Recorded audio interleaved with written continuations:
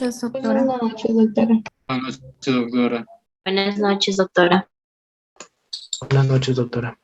Bien, buenas noches.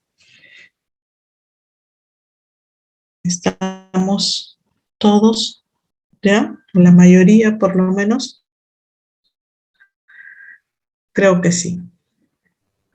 Bien, en principio, jóvenes, para pedirles las disculpas del caso, ¿no? Como bien conocerán ustedes, estamos en un proceso de licenciamiento, ya estamos en la etapa final, ¿no? Y prácticamente esta es la etapa más dura, porque tenemos que hacer las cosas de todas maneras bien, sí o sí, para poder lograr el licenciamiento. Es por ello que estamos un poco más atareados que en otros días, y es la razón por la cual no pude dictarles la clase en el horario que corresponde, ¿no? Pero de todas maneras tenemos que desarrollar la clase, ¿no? Entonces, ese ha sido el motivo por el cual no se ha podido dictar la clase en el horario, ¿no? Entonces voy a compartir para de una vez comenzar la clase. ¿Sí logran observar? Sí, Doctora. observo. Sí, doctora. Bien.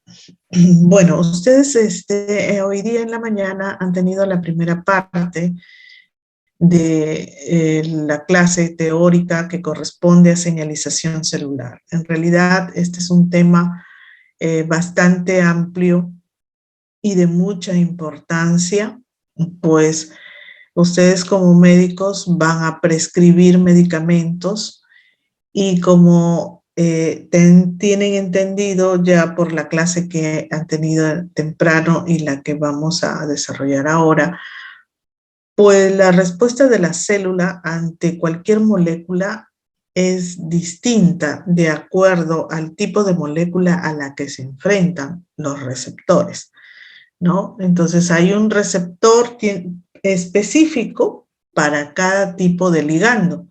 Entonces, los medicamentos, específicamente los medicamentos, en muchas ocasiones simulan a estos ligandos y por lo tanto se unen a receptores y desencadenan toda una reacción. Es por eso que se tienen en algunas ocasiones, pues, con los tratamientos, si bien es cierto, se utiliza este principio para poder llegar y dar la señal que corresponda y el organismo pueda responder, ¿no? Como se quiere, porque puede ser que ya haya escasez en la célula de los ligandos necesarios, entonces se usan pues los medicamentos que simulan a esos ligandos, ¿no? Y puede continuar entonces las reacciones dentro de la célula, la reacción que corresponde. Pero también, así como beneficia, también tenemos los efectos colaterales o los efectos adversos. Y eso se da justamente porque así como estos ligandos, estos medicamentos pueden simular a esos ligandos, también pueden simular o activar a otros receptores que deberían estar silentes, ¿no? Deberían estar inactivos, y entonces desencadenan reacciones que no se deberían estar dando en el organismo. Entonces, por eso es que hay que tener mucho cuidado al momento de la prescripción de medicamentos. De ahí la importancia de este tema de señalización celular, al cual deben estar siempre actualizados ustedes. Cuando van a ustedes a llevar ya los cursos de farmacología, ¿no? Incluso desde bioquímica, fisiología, van a ir conociendo un poco más en detalle cómo es que ya determinadas moléculas, determinados medicamentos actúan sobre la célula. Y pues repito, si bien es cierto, pueden ejercer acciones beneficiosas para el organismo, también hay acciones adversas, ¿no? Y eso es lo que se conoce como las reacciones adversas de los medicamentos, ¿no? Entonces, dentro de toda esa gama de receptores que, como ustedes han conocido en la mañana, ¿no? Que les han hablado de varios receptores y se han quedado hasta las proteínas G, también existen otros receptores con otras funciones, ¿no? Y que activan otras vías de señalización. Y es, pues, de estos receptores de los que vamos a conocer el día de hoy, ¿no? Que son los receptores acoplados a enzimas. Entonces, estos receptores, ¿por qué se les denomina así? ¿O qué es lo que hacen? O sea, lo que significa es, pues, que cuando se activan, estos receptores van a presentar una actividad catalítica. Por eso la denominación de receptores acoplados a enzimas, porque uno de los dominios que forma parte de este receptor tiene esa acción catalítica. Entonces, como vemos aquí en la imagen, tenemos pues el ligando, ¿no es cierto? La molécula señal, que está en forma de dímero también, vean, son dos, ¿no? Tenemos acá los receptores que ahí están separados, están inactivos, ¿no? Pero cuando entra en contacto o llega el ligando, este se une y estos receptores se dimerizan. De aquí ya no están por separado, sino se juntan. Y al juntarse, eso es lo que se llama, que adoptan una forma de dímeros. ¿Y qué sucede? Que al dimerizarse sufren una autofosforilación, lo que hace que estos dominios catalíticos, ¿no?, se activen. Entonces, y tienen una acción catalítica que hace que se transmita la señal a otra enzima, ¿no? A otra proteína, que puede ser una proteína o que puede ser también una enzima. ¿Ya? Entonces, como lo que ven acá, observen aquí, se dimerizaron, ¿no? Y activó a otra enzima que está asociada, ¿no? Y la activó. Y esta enzima pasará la señal hacia otras moléculas hasta que llegue la señal donde es necesario que ésta llegue. Entonces, es por ello que se llaman receptores acoplados a enzimas, porque tienen un dominio catalítico, entonces, que se activa y que pasa la señal a una siguiente proteína que está asociada, que puede ser una enzima o no, y así sucesivamente se va transmitiendo la señal. Entonces, fíjense que de estos receptores acoplados a enzimas existen muchos, ¿no? Y hay muchos de ellos que tienen pues una importancia sobresaliente, se puede decir, dentro de la función celular, ¿no? Y es por ello que los ordenan, por ejemplo, colocando siempre a los tirosinquinasa como uno de los primeros receptores acoplados a enzimas, y cuya característica fundamental en estos receptores es pues el que se autofosforilan, ¿no? Es decir, no necesitan a otra molécula que les ayude a la hidrólisis del ATP, sino que ellos solos se autofosforilan, ¿no? Bien, entonces también existen los receptores asociados a tirosinquinasa, que lo que van a hacer es reunir las tirosinas para poder transmitir la señal. Tenemos también los receptores serina, treonina, quinasa, ¿no?, que se van a fosforilar directamente y luego van a fosforilar a proteínas que son reguladoras de la expresión génica. están los receptores asociados a histidina quinasa. Estos también se autofosforilan y transmiten la señal a una segunda proteína. Tenemos así también a los guanilatos ciclasa, que catalizan la producción de GMP cíclico. Y finalmente los tirosinfosfatasa, que son semejantes receptores que van a eliminar grupos de fosfato de residuos de tirosina. Por eso su denominación de tirosina fosfatasa, porque lo que van a hacer es desfosforilar residuos de tirosina. Entonces, tenemos pues 6 tipos de receptores acoplados a enzimas, ¿no?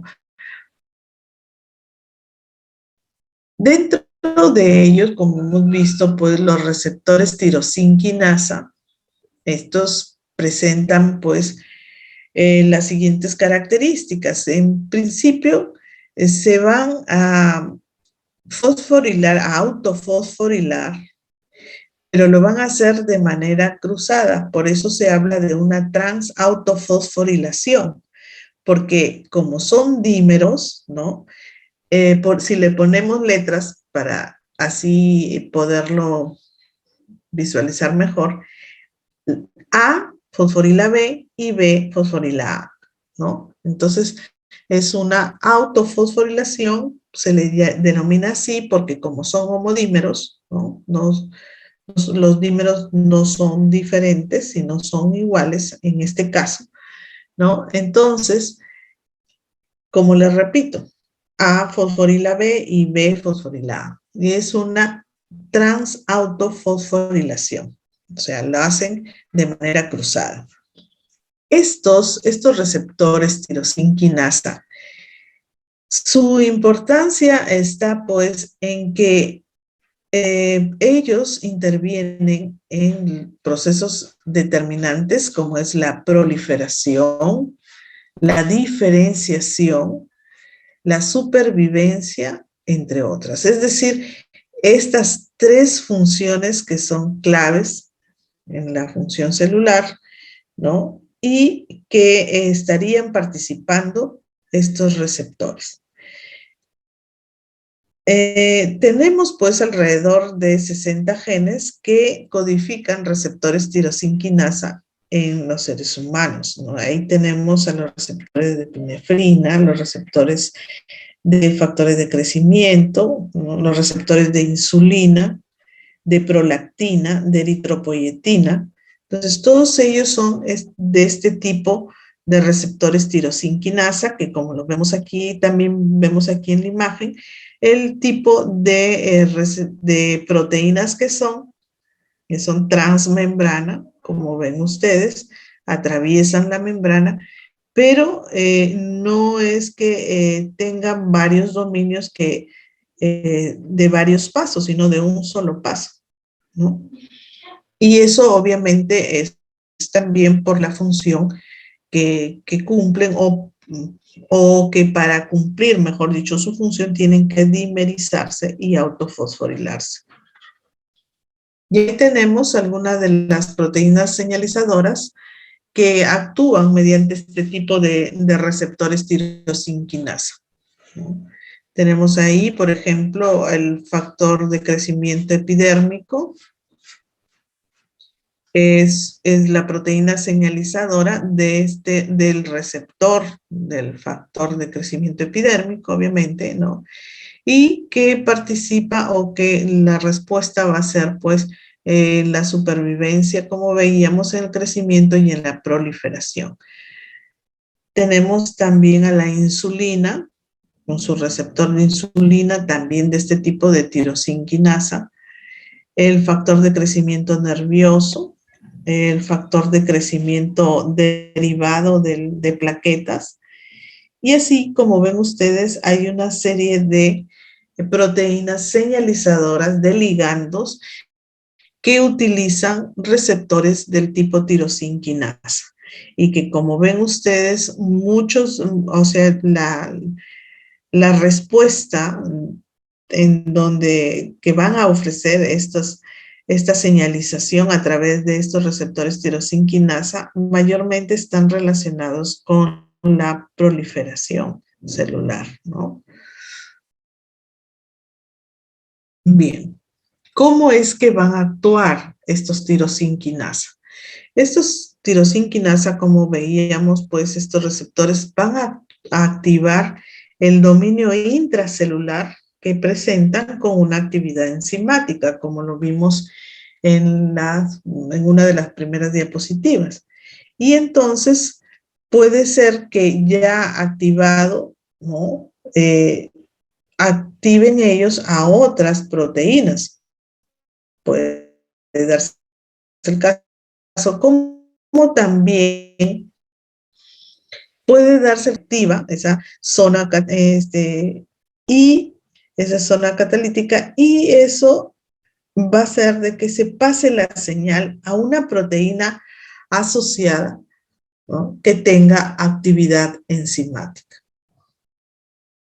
Los tenemos ahí, por ejemplo, a los receptores tirosinquinasa, y vamos viendo cómo es que se da la activación de estos receptores por dimerización. Como les decía, ellos antes de recibir a las moléculas señal o ligando, ¿no?, están separados, ¿no?, y en su estructura, denominados así tirosinquinasa, porque tienen tirosinas en el dominio catalítico, ¿no? Entonces ahí presentan esas tirosinas. Cuando llega la señal, cuando llega la molécula señal o ligando, ¿no?, lo que va a suceder es que se van a dimerizar. Por eso se juntan, a eso se llama dimerizar, ¿no? Y entonces, ¿qué es lo que va a suceder? Que al dimerizarse se va a estas zonas tirosinquinasa, estas regiones se van a activar, ¿ya?, por autofosforilación. Y aquí vemos pues entonces que el ATP va a fosforilar a estas zonas y quedando pues de esa manera completamente activado ese receptor, ¿no? De esa manera es como se activa ese receptor tirosinquinasa. Entonces, puede darse el caso de que estas zonas de activación, donde están las tirosinas, ¿no?, lo que suceda es que para propagar la señal, ¿no?, las proteínas que estén asociadas a esas zonas, ¿no?, se fosforilen también y se activen, y de esa manera se transmite la señal. O también pueden servir como adaptadores, ¿no?, para unión con otras proteínas al receptor, ¿no? Entonces pueden servir como adaptadores para la unión de otras proteínas al receptor, o puede ser que estas proteínas puedan ser fosforiladas y de esa manera propaguen la señal, ¿no? Ahora, ¿cómo, hasta cuándo van a estar activas o cómo se pueden desactivar estos receptores tirosinquinasa? La única forma que se inactiven entonces es a través de una fosfatasa de tirosina, para que elimine los fosfatos y de esa manera se inactiven esas regiones, ¿no? Esa es una alternativa.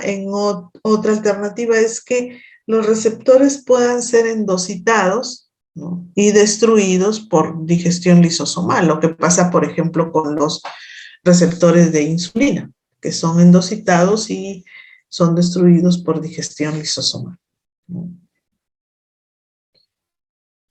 Bien, ahora podemos ver acá que en este caso, por ejemplo, se está dando la activación, como hemos visto, ¿no?, la activación del receptor tirosinquinasa por una activación cruzada, ¿no?, como les decía, pero también pueden darse inactivaciones. ¿En qué casos? cuando uno de los receptores, ¿no? Uno de los receptores esté inactivo. ¿Por qué? Porque pueda tener un dominio de tirosinquinasa mutado. Entonces, si tiene un dominio tirosinquinasa mutado, este no va a fosforilarse y por lo tanto eso hace de que así haya la molécula señal, como ven aquí, se dimerizan, pero es necesario que en ambos receptores, ¿no? Tenga activa o tenga, mejor dicho, en buenas condiciones ese dominio tirosinquinasa. Si ese dominio tirosinquinasa está mutado, no se da la activación porque no va a poder darse la activación cruzada. Este receptor no podría fosforilar al otro. Por lo tanto, eso hace que ese receptor no se active. Y a eso se lo denomina también como una inhibición dominante negativa por un gen mutado, ¿no? Porque acá hay en esta zona una mutación, por lo tanto no está el centro de fosforilación de activación, no hay fosforilación del receptor y no funciona. Entonces, como la función es de inhibir directamente ahí la acción de ese receptor, se le denomina como una inhibición dominante. Dominante porque con el hecho de que uno de los receptores esté mutado y no funcione ya todo el receptor, que es un dímero, porque el receptor está conformado por dos moléculas ahí de receptor. Si una de ellas está mutada, ya no funciona. Eso hace que se denomine así. El hecho de que no funcione y que se inactive hace que tome esa denominación de dominante negativo. Porque existen otros casos en otras proteínas en donde si estuviera mutado uno, pero aún así podría ser que baje la función, que sea menor, pero no que se anule por completo, ¿no? Pero como aquí se anula por completo, entonces se dice que esa mutación es dominante y por el hecho de que lo que ocasiona es una inhibición de la función, entonces es negativo, ¿no? Es negativo. Entonces, por eso se llama así, como una inhibición dominante negativa. Bien, como les decía, pues estas proteínas también tirosinquinasa podrían estar asociadas a otras proteínas o pueden pasar la señal a otras proteínas. Y entre esas proteínas están las famosas RAS, que son proteínas G, pero son unas proteínas G, no son triméricas como las que han visto ahora temprano, sino estas son unas proteínas G pequeñas porque son monoméricas y que trabajan también con este tipo de receptores, ¿no? Esta proteína RAS específicamente fue identificada primero como un oncogen. ¿Por qué? Porque la encontraron pues como responsable de algunas neoplasias, ¿no? Y siendo pues esta proteína RAS una reguladora central de la proliferación y diferenciación, obviamente estaba relacionada en los procesos neoplásicos, ¿no? Por lo que cuando esta proteína RAS se altera, ¿no? Se provoca un crecimiento descontrolado, se forman los tumores, ¿no? Lo que luego desencadena por completo en una neoplasia, ¿no? En cáncer. Entonces, esta proteína RAS, ¿cómo es que se ve activada, ¿no? A través de estos receptores tirosinquinasa? Vemos ahí el receptor ya dimerizado, está unido porque está unida ya la molécula señal, ¿no? Y tenemos aquí una proteína adaptadora que está recibiendo la señal y la está transmitiendo. ¿A quién? La está transmitiendo a la proteína RAS, ¿no? De tal manera que esta proteína activadora del RAS, ¿no?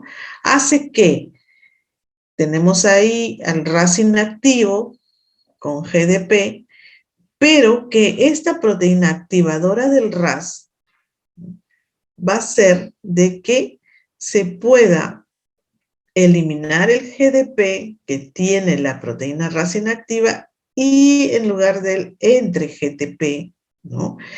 Logrando así la activación de esa proteína RAS. Por eso es que se le conoce a esta proteína como una proteína activadora de RAS, ¿no? Obviamente ya lista aquí RAS activada va a transmitir las señales a otras moléculas para que activen otras vías, ¿no? Estas proteínas RAS, que son pequeñas, repito, porque son monoméricas, se subdividen en 5 subfamilias, fíjense. Y aquí están las RAS, las proteínas RO, las proteínas RAF, las AR y las RAN. ¿Recuerdan ustedes en dónde participaban estas proteínas, las RAF y las AR? En la vesiculación. En el transporte de vesículas, ¿no es cierto? En el transporte de vesículas para la señalización de la vesícula, ¿no es cierto? Había una pues que reconocía y la otra que también estaba esperando la vesícula para recibirla, ¿no? Entonces, estas proteínas tienen una variedad de funciones y en principio, pues, está la regulación de la expresión génica, la proliferación celular, por eso es que también son muy relacionadas con los procesos neoplásicos, también en la migración celular, en la organización del citoesqueleto, y ahí también tiene mucho que ver pues con los procesos ya de metástasis, por ejemplo, ¿no? En el tráfico intracelular de vesículas, como mencionaba, y en el transporte de proteínas entre el núcleo y el citoplasma, ¿no? O sea, fíjense cuántas funciones, todas ellas de suma importancia, que cumplen estas proteínas RAS. Entonces, cuando existen mutaciones en estos genes RAS, se convierten en oncogenes. Y como les decía, en un oncogen dominante. Y se ha encontrado, pues, se ha visto la presencia de estos oncogenes dominantes en un gran porcentaje de tumores, ¿no? De tumores sólidos. Se dice que esta familia RAS está muy conservada evolutivamente. Y seguramente ustedes habrán revisado o cuando hacen su revisión en la bibliografía, encuentran siempre ese término, ¿no? Muy conservado evolutivamente, altamente conservado. Quiere decir, pues, que se refiere esto a que en muchas especies están presentes estas proteínas, ¿no? Por eso se dice que son muy conservados evolutivamente. En diferentes especies, ¿no? De menor a mayor se puede decir en términos de evolución, y las han encontrado presentes a estas proteínas. En el caso de los mamíferos hay 3 genes cuya estructura es muy parecida, y ahí están los HRAS, los KRAS y los NRAS. Todos ellos participan en la función de proliferación. Y ahí tenemos, podemos bajar más esto por aquí. Ahí tenemos un ejemplo de cómo se activa estas proteínas RAS. Pueden observar ustedes al receptor tirosinquinasa, ¿no? El ligando. Y ese tirosinquinasa, en este caso, está asociado a esta proteína GRB2, que es un factor de crecimiento, un receptor de un factor de crecimiento unido a una proteína 2 o una proteína adaptadora. Y vean ustedes cómo este GRB2 está unido a una proteína SOS, ¿no? Que son proteínas que están obviamente comprometidas en el desarrollo, ¿no? Y que a su vez esta proteína va a activar a esta RAS, ¿no? Va a activar a esta RAS porque está esta RAS aquí unida a GDP, pero se libera, al entrar en contacto, se libera el GDP y entra GTP activándose de esa manera esta proteína RAS y con ello, pues pueden ejercer acción sobre todos estos efectores que ven ustedes acá, sobre RAF, sobre el fosforinositol 3 quinasa, ¿no? Las RAF GDS, las RIN, las REN y toda una serie de proteínas, muchas de ellas, repito, involucradas pues en la proliferación y desarrollo, ¿no? Entonces, este es uno de los ejemplos de esta vía de activación de estas proteínas RAS. Pero una vez que se activa RAS, como hemos visto, hay varias proteínas que pueden activarse por el hecho de que se activa ya RAS.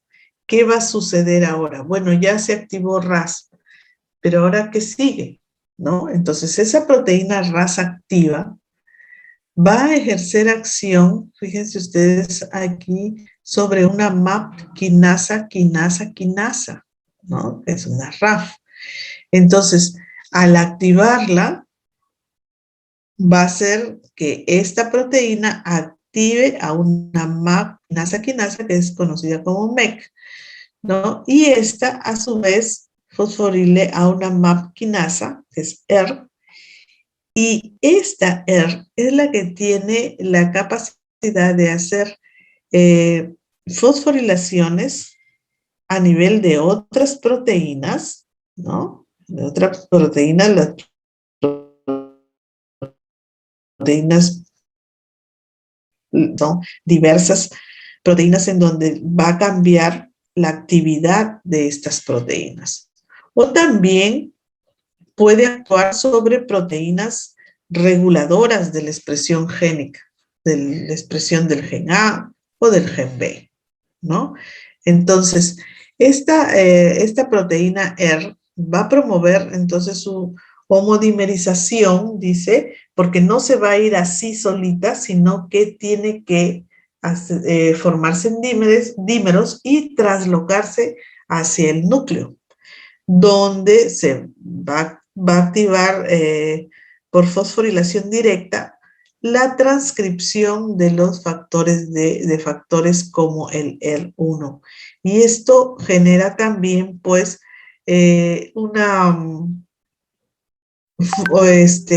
directa una acción sobre la expresión génica. Y ahí tenemos, fíjense, las 4 cascadas de MAP quinasas, ¿no? Que hasta ahora se han estudiado, se han identificado, ¿no? Y que como ven ustedes, la vía es esta, la vía general. Se recibe el estímulo, se activa una MAP quinasa, una MAP quinasa, luego una MAP quinasa y se tiene la respuesta biológica. Entonces, tenemos aquí las 4 vías. Una, en donde el estímulo, el ligando, son factores de crecimiento, son mitógenos, ¿no? que van a activar a MAP quinasas como el RAF, ¿no? El ARAF, el BRAF o el CRAF. Estas a su vez van a fosforilar a la MEC1, 1, 2 y estas al ER1,2. Y este ER1,2 va a actuar directamente sobre factores de crecimiento, sobre genes que participan en el crecimiento, en la diferenciación y en el desarrollo. Si el ligando, ¿no? O el estímulo fuera estrés, las citoquinas inflamatorias, ¿no? Factores de crecimiento o otros receptores, entonces, ¿qué vías se van a activar? Tenemos aquí a las vías TAC, a la MLK3, a la quinasa 4, ¿no?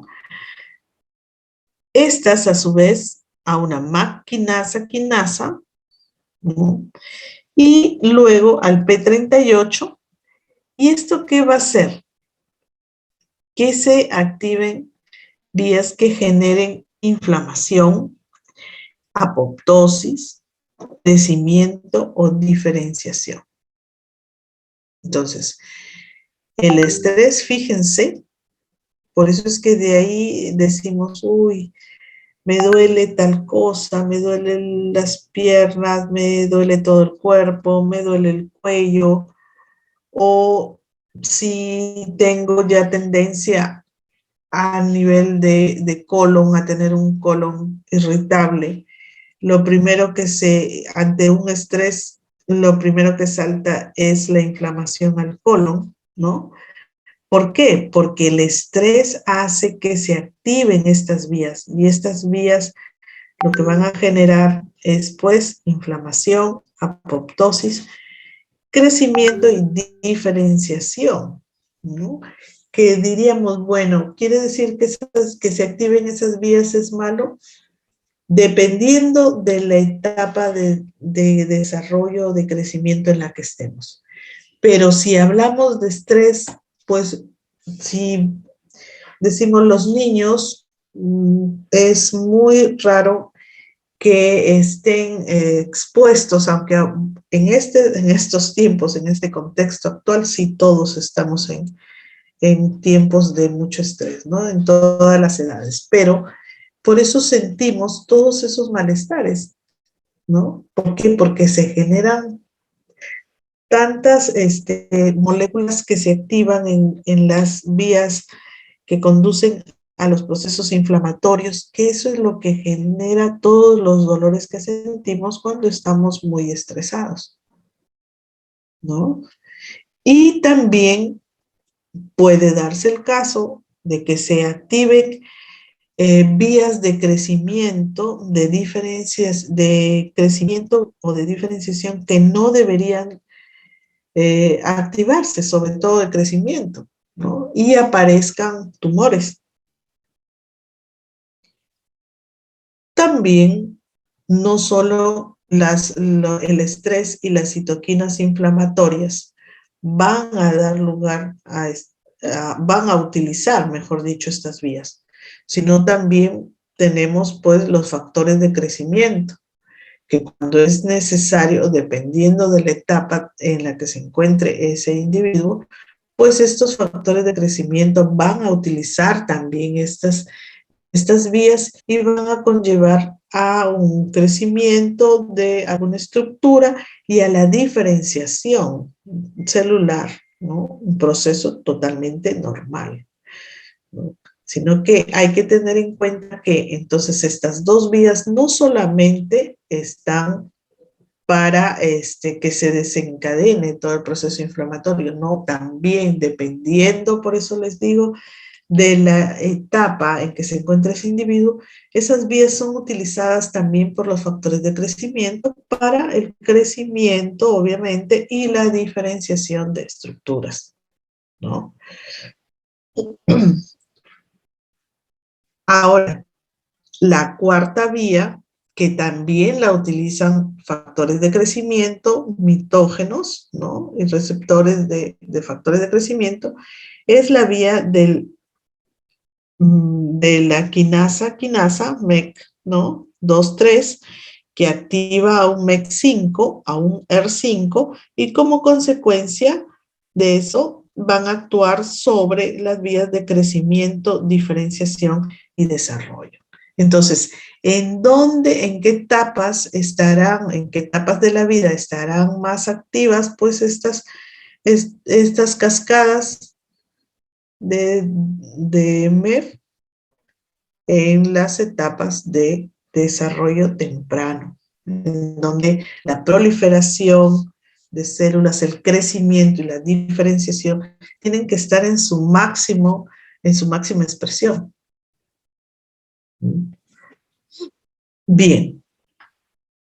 Además de estos receptores asociados, tenemos pues otras vías de señalización del inositol 3-fosfato quinasa, ¿no? Asociado a tirosinquinasa A, que como ven ustedes ahí, esta vía de señalización, ¿no? Estimula la supervivencia celular. Antes hemos estado mencionando vías que participaban en el crecimiento, en la proliferación, crecimiento, diferenciación de células. Esta vía va a estimular la supervivencia celular, ¿no? Entonces, lo que va a hacer es, pues, inducir o activar un complejo TOR, denominado así, y que ese complejo TOR va a fosforilar a una proteína, la AKT, y ella es la que va a fosforilar y va a hacer pues que esta proteína inhibidora de la apoptosis, que está inactiva, se active y como resultado inhiba la apoptosis.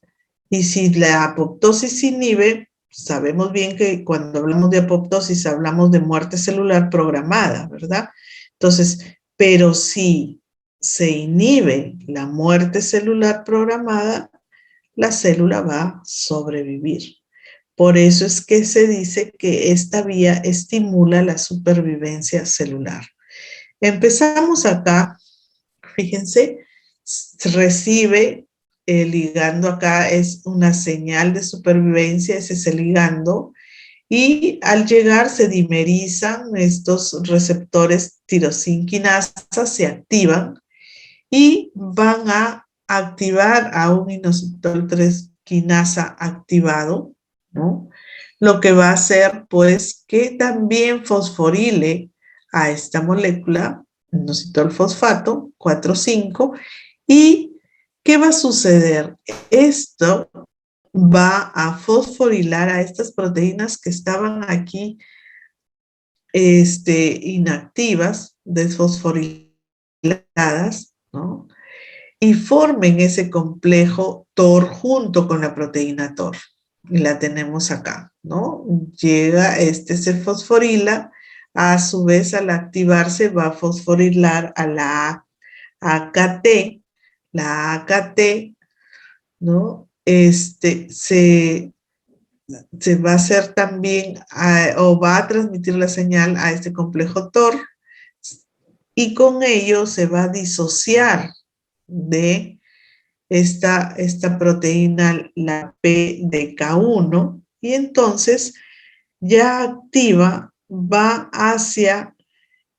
actuar hacia ese complejo, hacia esta proteína BAT que tiene ahí, se puede decir resguardada la proteína inhibidora de la apoptosis, ¿no? Y que al fosforilarla se disocia y la libera a la proteína inhibidora de la apoptosis, dejándola activa, y por lo tanto, al activarla, esta proteína va a inhibir la apoptosis. Y como se va a inhibir la apoptosis, entonces la célula va a sobrevivir. Esto, obviamente, es una función normal Pero en estados patológicos, ¿no? Cuando hay una proliferación excesiva de células o un daño, ¿no?, en las células, y esas células así con ese daño más bien deben ir hacia la apoptosis. Entonces, esta proteína debería mantenerse inhibida para que la apoptosis pueda actuar. Pero muchas veces las mutaciones se dan a nivel de esta proteína BAT. Y como si esta proteína BAT muta, libera esta. Y al liberarse, esta va e inhibe inhibe a la apoptosis, y las células que están dañadas siguen sobreviviendo, ¿no? Y esto es lo que sucede obviamente en el cáncer, ¿no? Entonces se van dando diferentes cambios a nivel celular que van, se puede decir, tumbando todos los mecanismos que podrían ayudar a que la célula a que el organismo en sí pueda sobrevivir, porque en lugar de que la apoptosis esté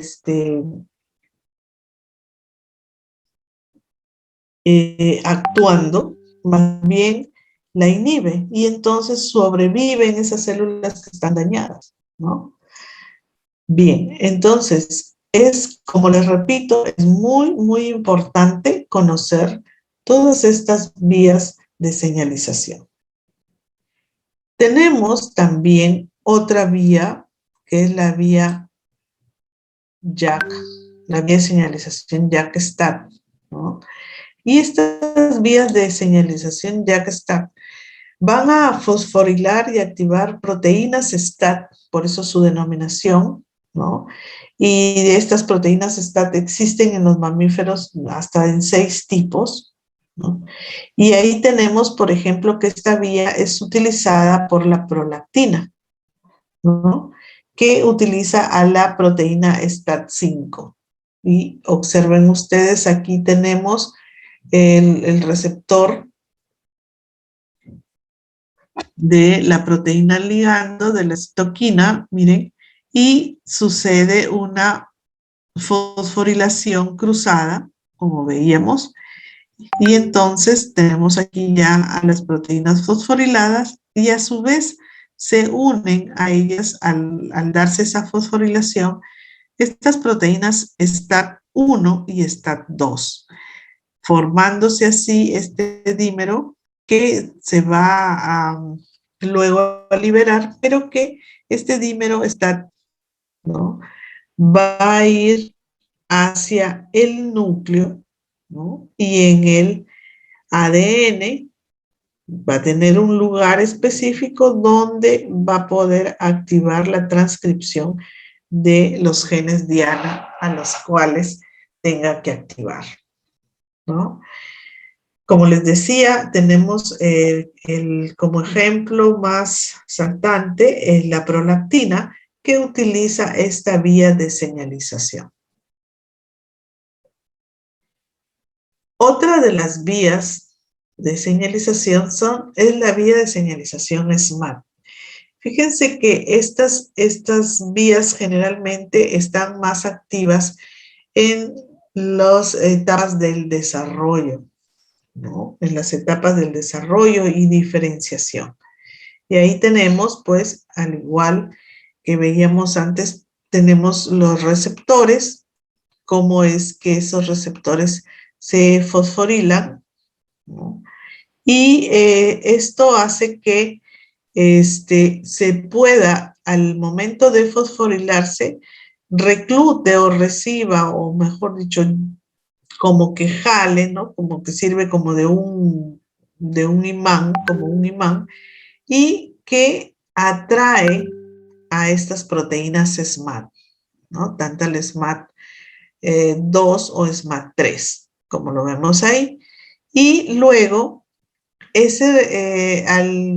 al fosforilar, ¿no?, eso, al darse la fosforilación, obviamente va a hacer que se reclute o se una esta SMAD4, que es otra proteína, ¿no?, del mismo tipo que el SMAD1 o 2, y que ese oligómero, porque no van a ser iguales, por eso se le denomina así, ¿no?, porque son distintas SMAD, se dirijan hacia el núcleo. Observen ahí ustedes ya en el DNA, en una zona, en la zona del enhancer, ¿no?, sería donde van a hacer la activación, van a tener ahí un lugar de unión de esa proteína con el DNA para poder estimular la expresión génica de los genes diana específicos, ¿no? Entonces, esta es otra de las vías de señalización conocida como la vía SMAD, por ser estas proteínas SMAD las que finalmente llegan a ejercer el efecto, ¿no? Son las efectoras directamente, ¿no? Y ahí tenemos, por ejemplo, algunos efectos de esta vía SMAD, ¿no?, a nivel de la diferenciación. Un momentito, por favor.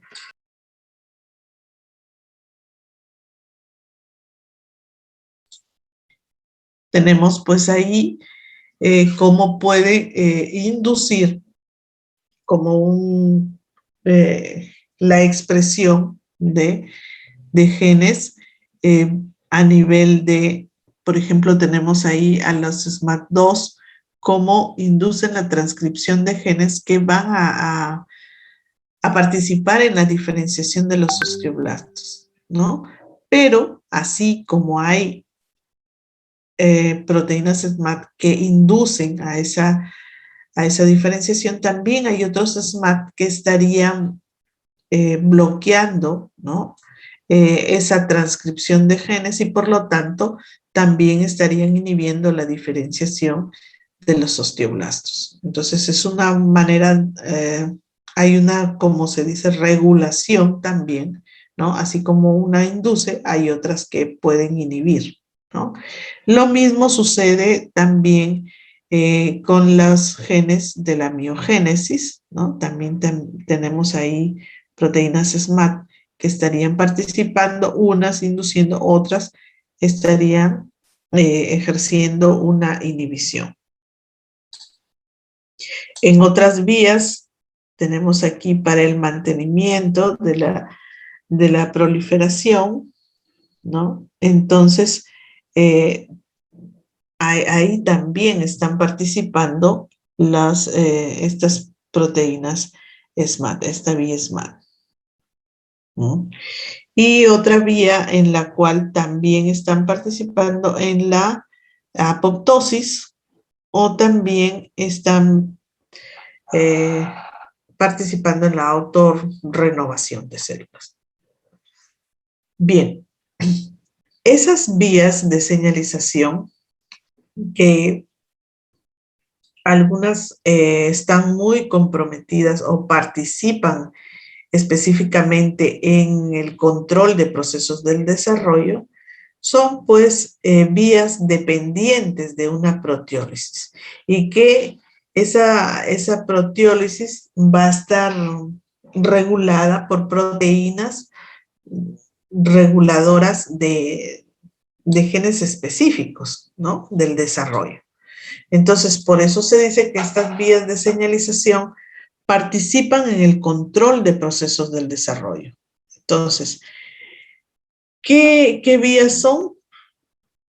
Tenemos ahí a la vía NOSH, ¿no?, la vía WNT, la vía GDHOG, que es conocida como la vía erizosónico, le conocen algunos, y la vía de los NFKB,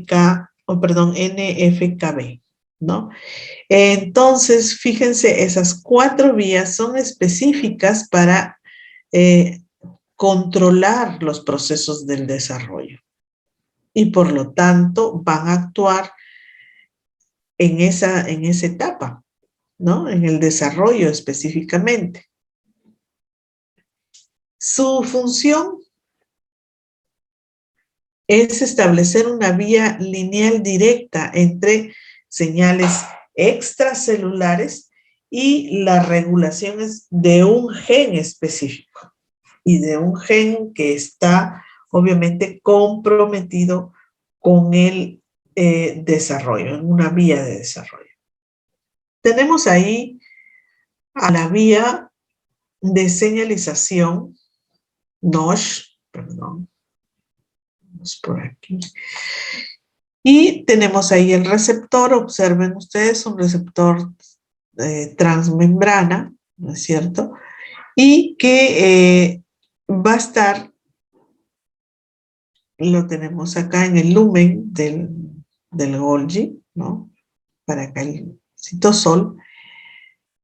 Y este receptor, cuando recibe la proteína ligando, que es la proteína delta, entonces va a suceder una ruptura en ese receptor, se va a disociar, mejor dicho, este dominio, quedando de esta manera ya el receptor.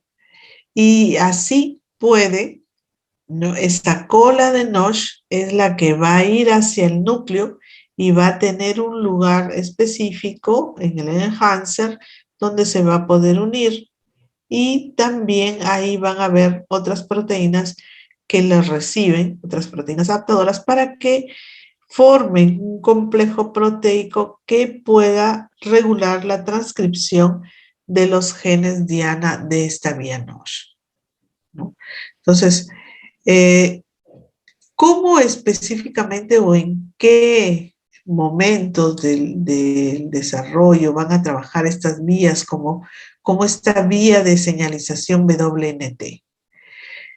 En la próxima asignatura que vamos a desarrollar con ustedes, que como bien saben es genética humana, vamos a tocar nuevamente estas vías de desarrollo. Pero ya no las vamos a tocar así en este detalle, sino ya vamos a ver específicamente sobre qué estructura está trabajando esta vía WNT. Por ejemplo, yo les digo, esta vía está actuando para la diferenciación o para el crecimiento y desarrollo de las extremidades. Entonces, los ejes, cuando se está formando una extremidad, lo primero que se forman son los ejes, ¿no? Dorsal, ventral, distal, proximal. Pero, ¿cómo es que logran migrar las células o cómo empieza a formarse la extremidad, que es algo que también ustedes lo van a ir complementando en el próximo semestre porque también van a llevar ya embriología y entonces van a ir conociendo cómo es que se va desarrollando una extremidad y se va formando la rea, ¿no? La zona de proliferación de la extremidad y se forma la yema. Pero ¿qué genes están actuando para que se forme el eje ventral, el eje distal?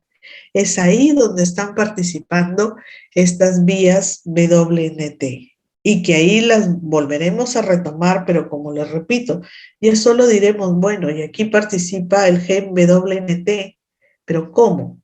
Así como están viendo ustedes en este momento la vía, ¿no? Que recibe una señal, ¿no? Y que hay otras proteínas ahí, ya como las proteínas Frieslet, ¿no? Que ven aquí, por ejemplo, en la imagen, tenemos aquí sin la señal. Sin la señal, estos no se unen, están ahí separados y por lo tanto está inhibida, ¿no? Inhibido o no está activo los genes Diana, ¿no? Pero ¿qué pasa cuando recibe la señal WNT? Esa señal WNT activa esta proteína Frieslet y obviamente la fosforilación del receptor que ha habido acá al unirse con la proteína Frisle con la LRP, ¿no? Va a fosforilarse y va a fosforilar a otras proteínas que finalmente van a activar a la beta-catenina, y esta beta-catenina ya no se va a desintegrar ahí, ya no va a ser inestable, sino ya va a ser estable y se va a asociar con otra proteína que es la TCP, ¿no? Que ella sí va a poder al activarse, va a liberarse de Gauch y por lo tanto va a poder unirse al DNA y de esa manera ejercer una inducción de la transcripción de un gen diana para esta proteína WNT. Como ven, WNT se quedó acá arriba. No ha llegado hasta el núcleo, pero su señal sí ha llegado hasta el núcleo, ¿no? Entonces, de esa manera actúa. Ahora, como les repito, el próximo año, cuando veamos genes del desarrollo, cómo actúan esos genes del desarrollo, cómo se forma una extremidad, ¿no? Por acción de qué genes, entonces ahí los vamos nuevamente a mencionar a ellos. Pero ya no vamos a ver en detalle esta vía, como lo acabamos de ver, cómo es que activa diferentes moléculas, sino solo mencionaremos, pero espero que en ese momento por lo menos recuerden que eran varias proteínas las que se activaban para que llegue la señal hasta el gen blanco, ¿no? Tenemos ahí otra vía de señalización, que es la vía de señalización G de Hox, también una vía muy importante en la diferenciación de una extremidad, ¿no? Y la vemos cómo actúa esa proteína G de Hox. La ven ahí ustedes cómo es que llega a fosforilarse, ¿no? Y por lo tanto activar a esta proteína, la cual va a llegar hasta el DNA para poder activar la transcripción de los genes blanco del G de Hox, ¿no? Esta proteína G de Hox, mientras que la WNT formaba el eje ventral, la G de Hox va a formar el eje dorsal, ¿no? Y fíjense ahí ustedes cómo es que estas vías, miren, la WNT, la NOSH y la G de Hox el resultado final va a ser proliferación de células. Por eso es que empiezan a crecer desde una yema hasta que se formó toda una extremidad, por decir un brazo, ¿no? Se activan todas esas vías, se forman los ejes. Y ahí ya viene la diferenciación de las manos, los dedos, que ya ahí participan otros genes, que son los genes OX. Te lo traigo de aquí antes de salir. Por favor, a ver si su audio. Bien, entonces, fíjense que esas tres vías están participando en la proliferación celular, ¿no? Como les decía, cuando empieza a desarrollarse una extremidad, empieza desde la formación de una yema, que se le denomina así, y está ahí la rea, y que le empiezan a activarse estas vías, ¿no? A participar y empieza la proliferación de esas células. Y va creciendo, se van formando los ejes, como les decía, pero ¿quién le dice a esas vías que empiecen a actuar ahí, en ese tipo de células? Pues ahí hay otros genes que son los genes homeóticos. Esos genes homeóticos son los que le dan la ubicación a las estructuras y que es como decir, aquí se forma un brazo. Y entonces empezarán a activarse ahí en ese lugar estas vías del desarrollo, el WNT, el NOSH y el G de Hosh. Y empezarán a proliferar y proliferar células hasta que tenga el tamaño adecuado. Para ello, pues los genes blanco ahí, fíjense ustedes, tenemos ahí dos vías, ¿no? Las GSK3 y vemos en el caso del WNT la beta-catenina que va a llegar hasta el DNA. En la vía NOSH también está el NOSH y en el G de Hosh está pues el GI1, ¿no? ¿Qué sucede o cómo es que actúan los factores de crecimiento como ligandos?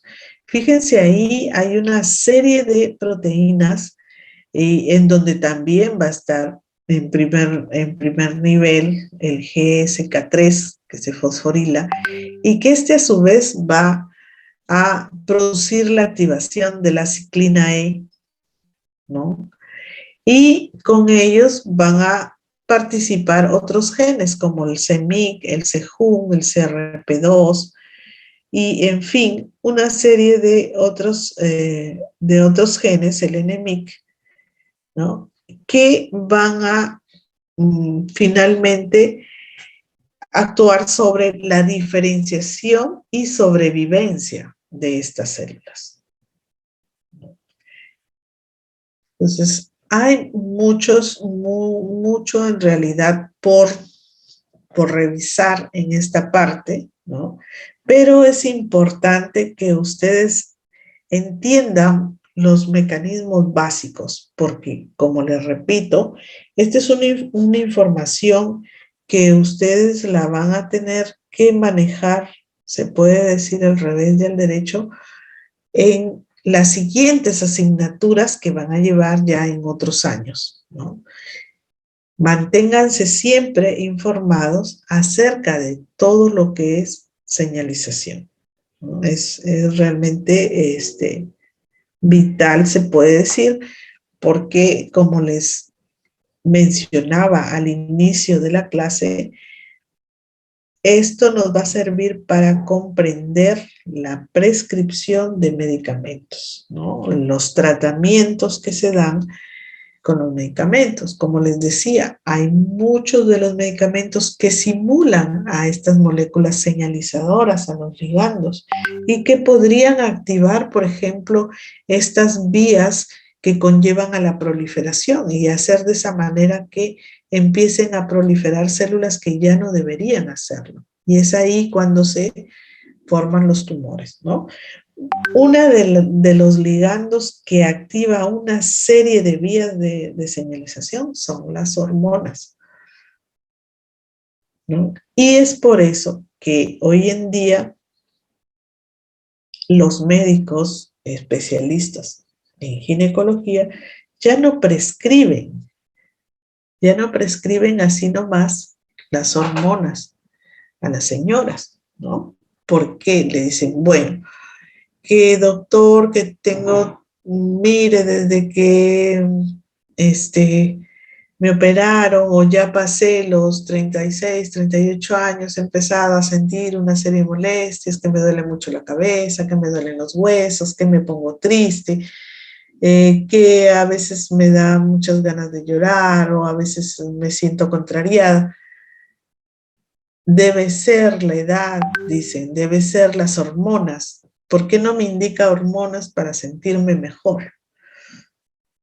El médico ya no los indica, porque sabe que las hormonas pueden activar no solamente donde sea necesario, sino pueden activar otras vías, sobre todo vías que estén implicadas con la proliferación celular. Y entonces aparecen los tumores a nivel de la mama, en útero, y eso trae otros problemas que son mucho más complejos, ¿no? Que nosotros todos entendemos que estamos hablando ya de neoplasias. Por eso El doctor dice, bueno, si quieres que te dé hormonas, tú me traes tu mamografía reciente y hacemos el Papa Nicolau, revisamos todo y si todo está bien, te iré indicando pequeñas dosis. Y tampoco no continuas, ¿no? Pero si no hay mamografía, no hay Papa Nicolau, no hay hormonas. Y es en razón, como les repito, de que ya se tiene conocimiento, pues, que las hormonas sintéticas van a activar vías de proliferación celular.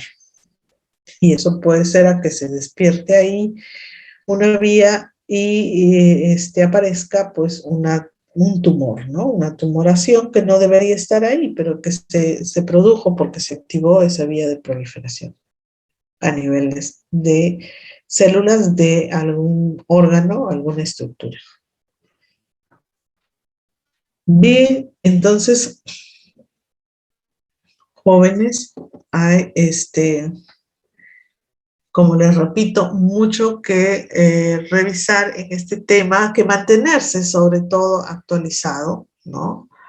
En relación a la bibliografía, revisen, tienen a Albers para revisar, ahí está la información de todas estas vías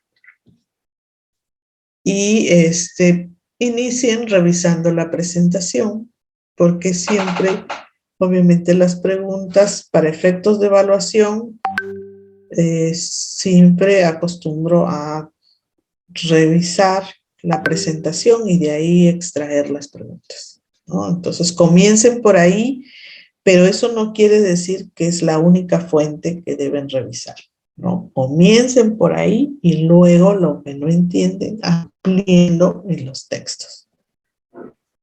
Bien, jóvenes, muchas gracias y verdaderamente muchas gracias también por su comprensión de aceptar tener la clase fuera de horario, ¿no? Gracias. Muchas gracias, doctora. Muchas gracias a usted, doctor. Gracias, doctora. Gracias, doctora. Gracias, doctora. Gracias, doctora. ¿Alguna pregunta?